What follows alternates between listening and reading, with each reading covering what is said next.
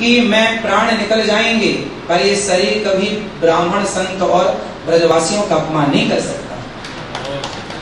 मेरे रोम रोम में इन तीनों के प्रति, समाज में सभी के प्रति मेरी श्रद्धा है, पर तीनों के प्रति विशेष है, क्योंकि मैं भागवत जी के चरणों से जुड़ा हूँ, जानता हूँ कि संत क्या होते हैं, ब्राह्मण क्या होते हैं और ब्रजवासी क्या होते हैं। फिर भी मेरी वाणी से यदि आप महापुरुषों को, मेरी बात से जितने भी ब्रजवासी हैं, यहाँ मूल ब्रजवासी जितने हैं, उनमें से किसी की भी भावना को ठेस लगी हो तो मैं बारंबार अपने आप को आपके चरणों में लेट करके बारंबार प्रणाम करता हूँ।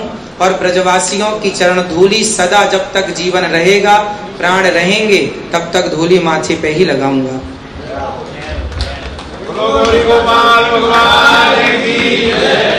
आनंद कर दिया महाराज जी, बहुत बहुत धन्यवाद।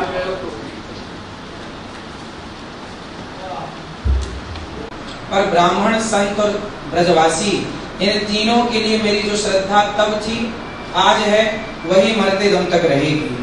और बात क्षमा की है, जैसा कि आप सभी महापुरुषों ने कहा कि क्षमा तो दास ने तब मांगी थी, और एक बार नहीं 2 बार मांगी थी। और इसके साथ एक बार क्या, 2 बार क्या, 1,00,000 बार नहीं, 1 करोड़ बार यदि मांगनी पड़े तो मैं आपके चरणों में लेट करके यूं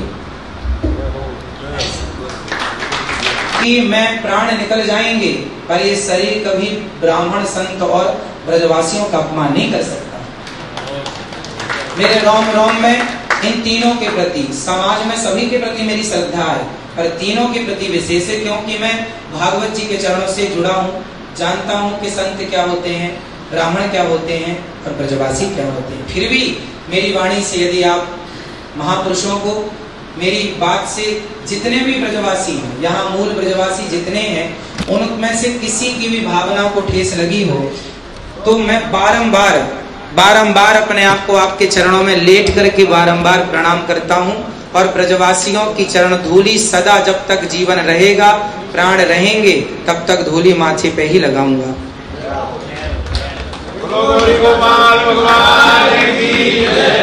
आनंद कर दिया महाराज जी, बहुत बहुत धन्यवाद।